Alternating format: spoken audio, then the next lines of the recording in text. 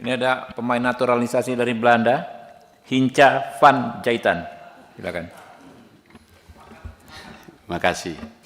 Ini kalau udah disebut-sebut begitu, rumahku itu di Belanda itu 5, kami satu rumah, satu jalan. Paling depan Pan Basten, Pan Brokos, Pan Brokolin, baru saya paling ujung Pan Jaitan. Nah, itu tadi cerita. Kalau Pan Sinagan enggak bisa, susah. Makasih pimpinan.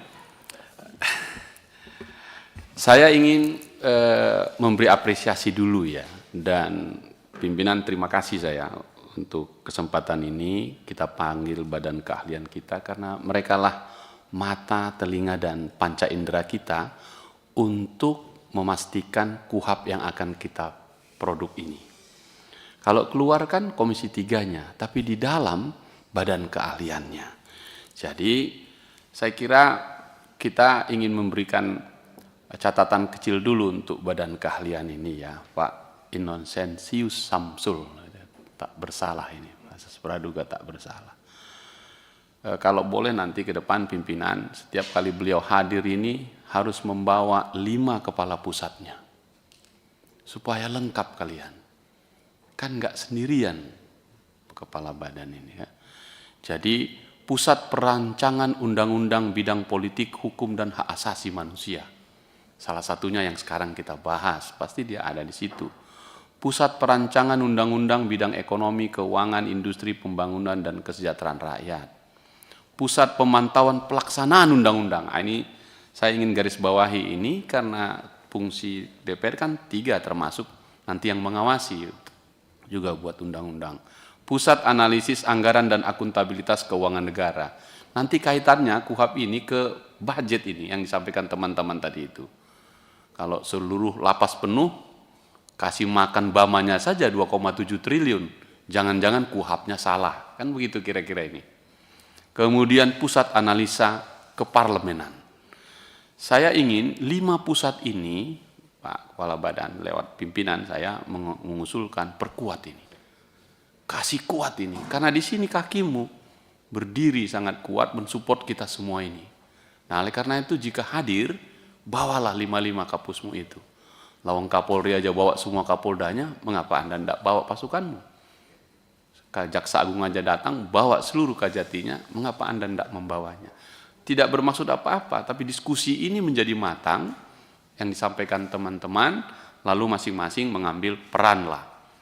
Ya, misalnya kita terima kasih nih, karena kami diingatkan juga oleh Ketua Komisi 3, kuasa hukumnya DPR ini kalau main di MK kan kami semua ini, 8 fraksi ini. Dan baru bisa tampil ke sana kalau produk dari teman-teman itu mumpuni lah. Yang paling tahu sejak lahir sampai proses pembuatan undang-undang itu. Dan harus kita pertahankan argumentasi kita, kan begitu ya. Jadi sekali lagi terima kasih ya untuk misalnya Puspanlaknya, juga Pusat Analisa Anggaran Akuntabilitas Keuangan Negara. Penting ini. Kemarin saya minta bahan pimpinan diberi ini, mana kebocoran anggaran. Saya catat Presiden Prabowo pidato waktu pelantikan pertama, sudah mengucap juga kebocoran. Nah kami anggota Dewan ini bingung.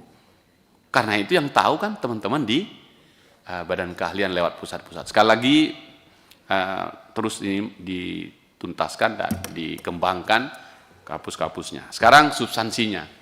Kalau teman-teman ini tadi sudah sampaikan, substansinya saya sepakat saja. Tapi saya menangkap pesan moral dari pimpinan adalah, 1, ini dulu, KUHP kita sudah selesai dan efektif berlaku Januari 2026. Oke, ini baru sempurna berlakunya bila hukum acaranya sudah ada di sebelahnya. Kira-kira kan begitu ini. Agak unik kalau substansinya sudah oke, hukum acaranya masih yang lama misalnya begitu. Jadi pikiran kami, ini pimpinan, nggak ada cerita tentang ya pelan-pelan kita kerjakan ini, nanti kalau nggak selesai masa sidang ini ya 5 tahun lagi, 5 tahun. Enggak, saya mengusulkan pimpinan, setahun ini selesai. Karena cepat atau lambat tergantung kita juga. Di masyarakat kalau kita lambat, apa aja korjo kau katanya di Ariasan sana.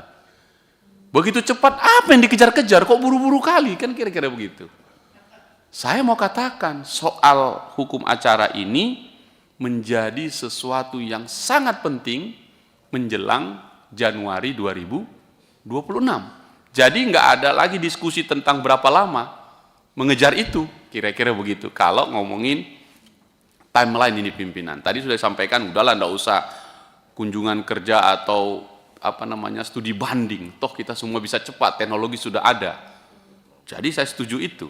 Dan di Komisi 3 ini rata-rata punya pengalaman penegak hukum semua ini, baik alumni jaksa, alumni polisi, atau alumni advokat. Ini banyak di sini yang sebenarnya kita ngerasakan seluruhnya ini. Nah, jadi satu soal waktu. Karena itu jika tanggal 6 kita nanti pimpinan sudah masa reses, kita masuk 20 Januari, udah start teman-teman.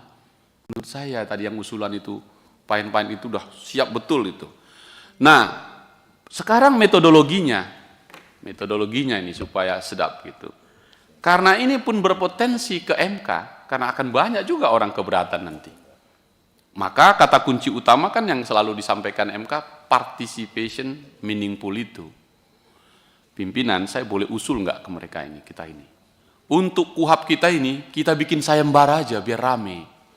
Jadi publik itu ikut semua. Mau di kampus, mau di SMA, mau di kalangan polisi, jaksa, advokat, di lapas, di PPNS, semua boleh bicara dan kumpulkan itu. Ini masalah yang kami hadapi, begini jalan keluarnya. Jadi sayembara itu dibasiskan pada lesson learn. Jadi pelajaran masa lalu, tadi 43 tahun kata Pak Jenderal Dadang itu, 43 tahun, pelajaran apa yang kita petik? Kawan-kawan semua sudah mengalami, kita semua sudah mengalami. Dari situlah kemudian kita menyusun. Jadi ini salah satu metode menurut saya. Jadi, ya udahlah sayembara lah gitu. Saya kira kenapa? Karena ini urusan untuk kita semua. Yang mulai rakyat kecil sampai rakyat besar. Yang ketiga, ini yang paling penting menurut saya. Basisnya adalah KUHP yang mau kita bangun adalah KUHP yang mensupport undang-undang yang kita bikin dalam konteks negara hukum yang demokratis. Itu poin utamanya. Maka saya selalu mengucapkan ini di dalam Komisi 3 sejak 5 tahun yang lalu dan akan terus saya sampaikan, mudah-mudahan bisa menjadi acuan kita ya teman-teman. Apa itu? Kan selalu kita bilang, biarpun langit runtuh, keadilan harus ditegakkan, kan begitu. Belum runtuh aja udah tidak tegak, apalagi runtuh ya. Tapi itu moralnya. Nah, saya ingin dalam kaitan hukum acara, saya ubah ini. Kita ubah ini, kalau setuju ya. Saya selalu mengatakan, keadilan tidak boleh menemui jalan buntu. Keadilan harus menyentuh garis finish keadilan itu sendiri. Siapa yang memastikan itu? Hukum acaranya. Jadi hukum acara kita ini, filosofi dasarnya adalah keadilan yang harus sampai ke garis finish itu. Tidak boleh tertunda atau tidak sampai. Ini yang disebut justice delay, justice deny. Keadilan yang tertunda adalah kejahatan.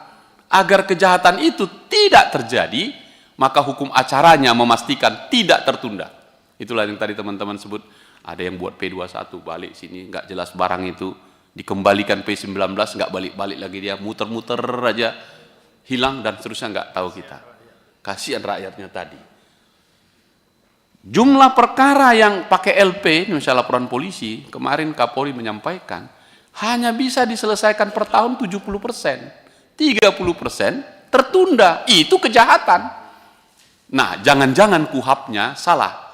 Mungkin juga sebaliknya, KUHP itu bisa meminimalisir jumlah perkara yang terdelay. Itu yang pertama. Yang kedua, ini yang paling parah. Dan ini harus jadi acuan usul saya ya. Saya belum tahu nanti di mana kita buat bab-babnya. Kalau tadi di prosesnya. Finish dia, selesai. Tapi nggak dapat piala. Berarti soal eksekusi. Apa artinya negara hukum, menang dia, atau dibebaskan atau dihukum dia, atau apapun namanya, ada keputusan hakim, tok gitu, tapi tidak tereksekusi. Banyak contoh, pidana mati di sektor narkoba dan yang lain-lain lah. Jumlahnya besar sekali dari kampung kami Sumatera Utara sana, banyak sekali. Nah, ada yang salah di hukum acara kita. Orang udah diputusin, kenapa tak dieksekusi gitu? Di mana kita mau letakkan ini? Nah, saran saya, poin-poin inilah menjadi kata kunci di dalam meletakkan hukum acara ini. Saya telah baca tadi jalan pikiran teman-teman badan kalian, poin-poinnya ini oke.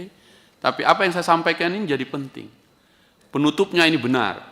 Karena menurut tata cara pembuatan undang-undang di atas 50% substansinya diubah, bukan lagi diubah, harus diganti. Jadi kita mau sebut KUHP baru nih kan. KUHP baru. Nah, kalau baru masa depannya, baru harapannya. Dan ini cocok dengan asta-citanya.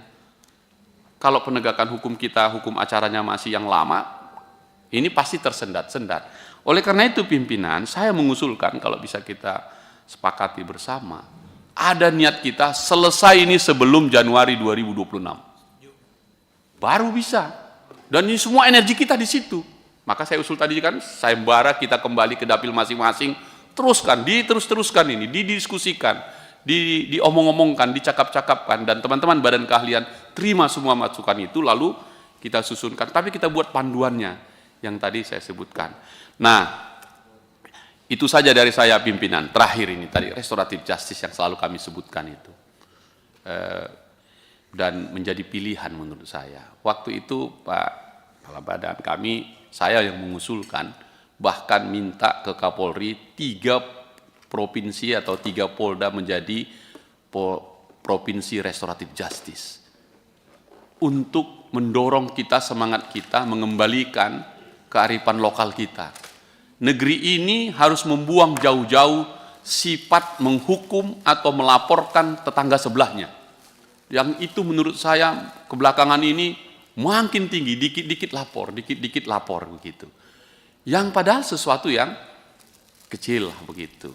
Tentu nanti ada batasan-batasan tadi yang sudah disampaikan oleh teman-teman. Tapi restoratif justice ini harus menjadi acuan utama dalam hukum acara kita, karena di KUHP-nya juga sudah muncul sebagai sesuatu yang baru untuk kita ke depan. Saya kira itu saja pimpinan. Saya meminta kawan-kawan badan keahlian ini, karena ini bagian dari kita, jangan dianggap kami nanya kepada Anda itu apa ya, seperti ke mitra, tapi ini Anda panca indera kita loh. Jadi teman-teman, saya ingin mengingatkan, mereka ini bagian dari kita yang harus kita beri masukan dan bekerja full. Dan nanti Pak Dosen nanti di akhir harus berani menjawab, kami siap selesai ini sebelum Januari. Kita mau dengar itu. Kalau secara politik kami siap ini, tapi teman-teman siap atau tidak gitu. Dan kemudian memainkan ini. Saya yakin pimpinan akan setuju dengan usulan saya tadi. Terima kasih pimpinan. Ya, sebelum ke Pak Endang ya, menurut saya menarik nih teman-teman ya. Kalau kita targetkan 1 tahun, kita bahas undang-undang di sini ada juga Pak yang 3 bulan, ada yang 2 minggu gitu kan ya. 1 tahun menurut saya nanti ini kalau kita ada tekad begitu, ini kan mumpung semua hadir, semua fraksi hadir ya, jadi komitmen kita semua. Kemudian saya juga sudah banyak ngobrol kemarin dengan teman-teman sekretariat, kita sudah list Pak Hinca ya, organisasi-organisasi pengacara ya, yang akan kita undang. Kalau perlu kita dudukin semua tuh, ada berapa versi, ada KAI, ada Peradi, KAI-nya ada berapa, Peradinya ada berapa, semua kita undang.